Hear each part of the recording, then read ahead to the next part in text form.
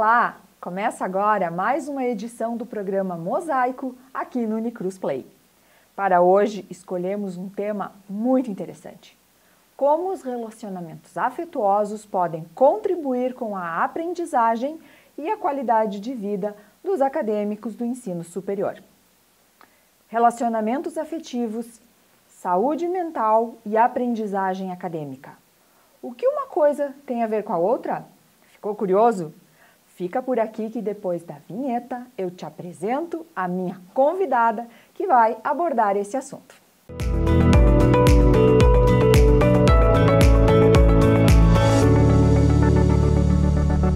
Quem está comigo hoje no estúdio é a Dulcilene Melo, psicóloga, doutoranda do programa de pós-graduação em práticas socioculturais e desenvolvimento social aqui da Unicruz e bolsista da CAPES. Seja muito bem-vinda, Dulcilene. Olá, obrigada pelo convite, Em primeiro lugar, para a gente estar falando de um assunto tão importante, que envolve a saúde mental. E falar de saúde mental, que está relacionada à saúde emocional, na qual todos nós fazemos parte, As emoções fazem parte do ser humano. Então, Dulcilene, o primeiro contato do ser humano é com a família. Explica pra gente como que essa relação familiar pode se transformar a partir do ingresso de algum membro da família no ensino superior. Sim, mesmo que estejamos falando sobre ensino superior, a gente tem que lembrar que esse adulto já foi criança, Então, para você hoje estar no ensino superior, é muito importante ter uma ideia de como foi toda essa constituição desse aluno, desse universitário, ao longo da sua trajetória acadêmica, Mas o mais importante desse período quando ele vai para a universidade, é encontrar o apoio da família e que esse apoio, desde a infância, ele se estenda para a vida adulta, Porque quando você está nessa fase adulta, lembrando que a maioria deles ainda está num processo da adolescência para um adulto jovem. Claro que hoje a gente tem, todas as idades iniciando o curso universitário, não somente a idade do ensino médio para quem em torno de 17, 18 anos. Mas independente disso, independente da idade, nós temos que lembrar que somos seres humanos, Então esse vínculo familiar, ele é muito importante, porque a partir do momento que tu entra na universidade, você vai se aproximar desta família, com o apoio, e também vai começar a entender o seu universo dentro desse contexto acadêmico. Então são informações novas, tanto para o núcleo familiar, para este universitário que está iniciando uma nova etapa da sua vida. Perfeito. E pensando um pouco agora no aspecto da família, falando um pouco sobre o papel dos pais. Eles têm, normalmente, um papel muito importante na orientação educacional, na orientação vocacional, até você chegar ao ingresso na universidade. Quais as implicações dessa interferência dos pais nas escolhas dos filhos? É bastante importante a gente sempre olhar assim, num contexto mais amplo, as ideias que os pais fazem das escolhas dos filhos. Então, qual que é o papel do pai? É de ensinar diante dos desafios da vida. Então, o mais importante ali é sentar junto com o filho e questionar quais são essas escolhas, você entende a respeito desse curso, Esse curso te traz, vai corresponder às suas expectativas, Nem direcionar o curso e nem não apoiá-lo diante da tomada de atitude, mas direcionar, ensinar, através das perguntas, são meios que tu comece a propiciar para esse adolescente, para esse adulto jovem, os caminhos que tu vai percorrer a partir do momento da escolha desta profissão. Muitos pais também buscam orientações vocacionais. Também é muito importante. Mas lembrando que as orientações profissionais, ela te ajuda também a direcionar para uma escolha. Ela não está certa como posta, que naquela escolha profissional é única, é certa e é assertiva, né?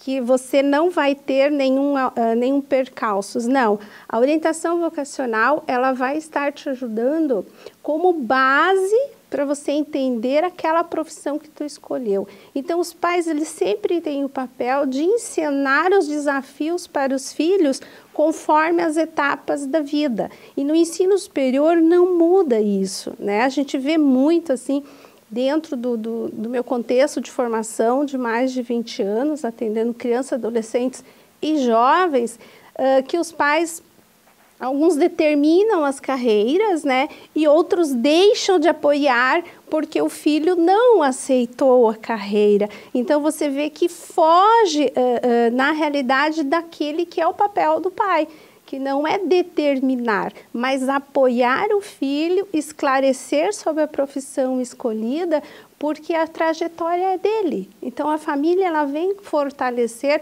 os laços independente da formação que ele escolheu, independente do curso universitário que ele escolheu. E é muito ruim para o aluno, eu já vivenciei isso várias vezes em sala de aula, naquelas primeiras aulas em que tu pergunta para os teus alunos, né, que você está se apresentando, e pergunta para eles por que escolheram o curso.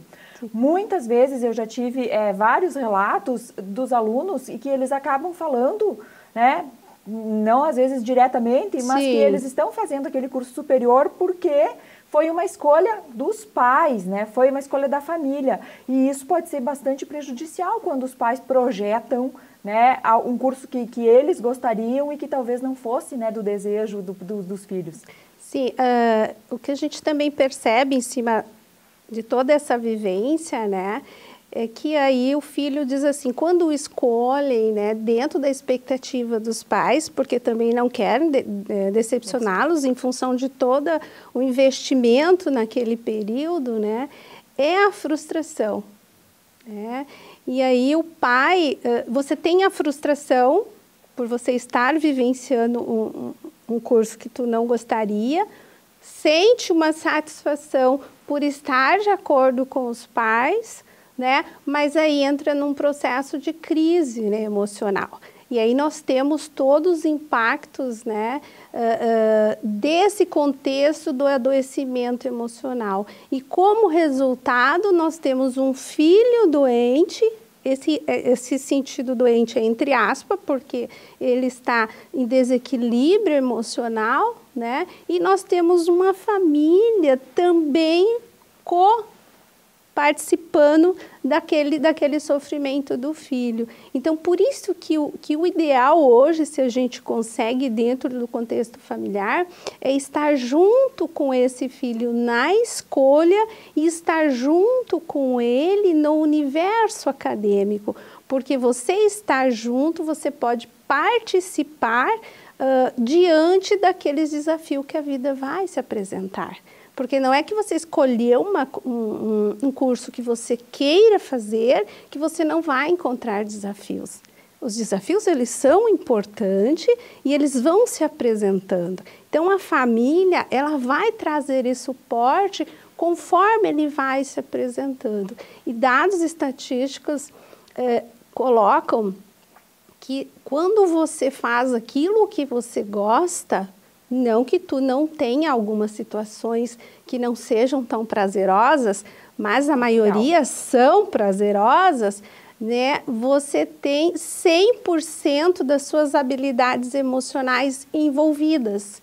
E quando você não está fazendo aquilo que tu gosta, as suas habilidades emocionais, elas são depressivas e depreciativas, porque tu começa a realizar um curso universitário contrariado, né? E isso é muito subjetivo, não é uma coisa assim tão expressa, por isso que a gente tem que estar observando o contexto acadêmico e como esse comportamento desse jovem, desse adulto jovem, desse adolescente, os sinais que estão se apresentando no comportamento no dia a dia, né? Para se evitar situações mais prejudicial no contexto emocional e que depois envolve toda a família, pelo amor, né? Não tem como você adoece junto. Perfeito, assim, excelente essa tua abordagem, assim, bem elucidativa. E agora, vamos mudar um pouquinho o tipo de relacionamento. Agora, qual seria o papel dos relacionamentos amorosos para o bem-estar e para a saúde emocional dos estudantes? Há quem diga que namoro e a universidade não combinam. É um assunto assim, bem interessante, porque, novamente, a gente tem que levar em contexto a vivência e o relacionamento que está acontecendo, né? Mesmo que isso geralmente a gente escuta muito no período da escola, assim, do ensino médio, né, que os pais colocam muito, mas isso também ocorre dentro do ambiente universitário. Do ambiente universitário, né? Mas não é mito nem verdade, nenhum está certo, nenhum está errado. O que precisa observar? Geralmente a questão envolvimento amoroso, ele vem para contribuir, porque vai trazer para ti perspectivas, né, de um ambiente melhor no dia a dia, principalmente se estudam na mesma universidade, se estudam até na mesma classe. Então, esse relacionamento é que vai dizer para ti se ele veio somar ou se ele veio prejudicar. Então, a gente também tem que olhar o dia a dia. E esse dia a dia, você só percebe se há, por exemplo, as notas, as leituras, né? Isso tem que ser o relacionamento universitário, amoroso universitário. Porém, se esse relacionamento é um relacionamento que não saem, que não vão ao cinema, né? Então, ele está deixando de separar etapas da responsabilidade de vir somar para uma etapa de ciúmes, de controle, e aí se torna um impeditivo. Claro que se falarmos de adolescente, a intensidade ela é muito maior, então tem que ter muito mais envolvimento dos pais diante dessa rotina de namoro. Mas no núcleo universitário, há sim uma observação dos pais, né, para ver como é que está sendo esse envolvimento. Mas no contexto geral, o envolvimento amoroso, ele é sempre para vir a somar, porque ele tem que ser uma válvula de escape, porque já há uma pressão dos resultados, das provas, dos compromissos dentro daquele curso que ele escolheu. Então, o namoro tem que ser uma válvula de escape, tem que ser algo muito mais de desestressor e não para estressar. Aproveitando, então, já esse gancho, quanto que o estudante ele é impactado pela instabilidade da saúde emocional? Porque muitas vezes alguma crise desencadeada, né, no âmbito do teu relacionamento pode impactar muito negativamente, né, na tua aprendizagem, né, no teu dia a dia dentro da universidade. Sim. Um dos fatores muito importantes dentro de um relacionamento que você esteja vivenciando, e aí depende da idade, né, é o diálogo. Porque se você começa a vivenciar um relacionamento que está se destoando dos objetivos daquele momento que você está vivendo, né, então você vai ter depressão, né? A depressão, ela tem um quadro de intensa tristeza, né, de apatia, de falta de energia, né? Começa a trabalhar, começa a prejudicar as atividades rotineiras, né? Se você for por âmbito da ansiedade, da angústia, né? Você sempre quer estar com aquela pessoa como forma de controle, né? Você tem medo de perder, então causa insegurança. Então, por isso a importância de ver para que lado que esse relacionamento ele está indo, porque os impactos emocionais, eles são muito graves, pode não... talvez hoje a gente não tenha assim, dados estatísticos comprovados em relação das questões emocionais dos universitários, né? Andei pesquisando sobre essas questões, não há dados, as estatísticas são muito mais apontadas no contexto emocional dos adolescentes na vida acadêmica, mas dos universitários não. Então são coisas para se pensar, né? Quem sabe aí outros projetos. Mas levando em consideração isso, é justamente porque quando você é adulto, você não se propicia a se cuidar também. Há sempre a ideia de que você tem que ser forte, né? Quando na realidade você não tem que ser forte, você tem que ser humano. E ser humano é proporcionar, viver todas as emoções que aquela situação, naquele momento, faz você sentir, né? Então, os impactos do relacionamento, direcionando para a depressão ou direcionando para a ansiedade, vai trazer prejuízos emocionais, né? Então, você tem que sim ter um diálogo, você tem que sim começar a observar quais são os seus objetivos na vida e quem está contigo, está contigo. Perfeito. Será que daria para resumir mais ou menos assim? Os bons relacionamentos, os relacionamentos sadios vão te impulsionar também na tua área acadêmica, na tua aprendizagem. E os relacionamentos prejudiciais vão te prejudicar também no teu desempenho acadêmico. Certo isso? Certo, certo. Muito bem, perfeito. Então, para nós irmos finalizando, quais dicas você poderia deixar para o público que nos assiste? Ao perceber, de repente, né, que os seus relacionamentos não estão lhe ajudando, né, e sim afetando o seu desempenho acadêmico, que dica você daria para esse estudante? Sim. Um dos primeiros passos na vida é sempre você analisar a situação que você está vivenciando, né? Se essa pessoa que está contigo, ela é parceira. Então, se ela é parceira, quando eu digo parceira, é quando ela está disposta a dialogar sobre a situação que está acontecendo, né? Então, você coloca a situação e ela é receptiva, né?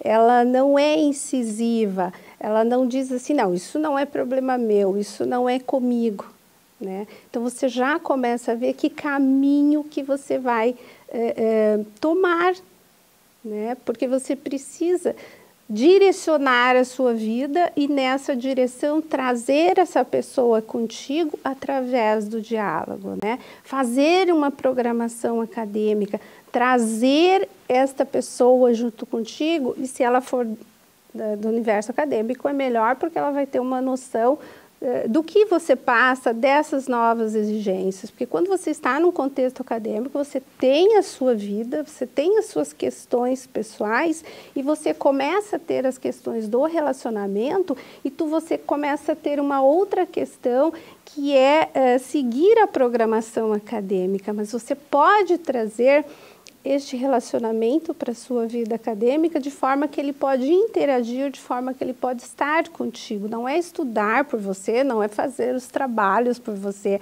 mas é estar com você, porque ele vai entender muito mais a dinâmica do que se falar, eu não posso sair porque eu tenho um trabalho, eu não posso fazer aquilo porque agora eu tenho uma aula pelo Meet. Então, quando ele entende essa dinâmica e tu faz uma programação junto com ele, isso se chama parceria. Né? Então, o diálogo, a parceria, a partir dali você vai ver para que rumo o teu relacionamento está te direcionando. Se é para um relacionamento de construção, de viabilizar, quem sabe, outros passos para a sua vida, um noivado, um casamento, etc. Ou se vai ser para você observar e há um distanciamento, porque automaticamente começa a trilhar caminhos diferentes, né? Então, vem o medo, vem a insegurança, né? Vem o não entendimento, vem o controle. Então, são várias coisas aí que se observa, mas tudo começa primeiro pelo diálogo.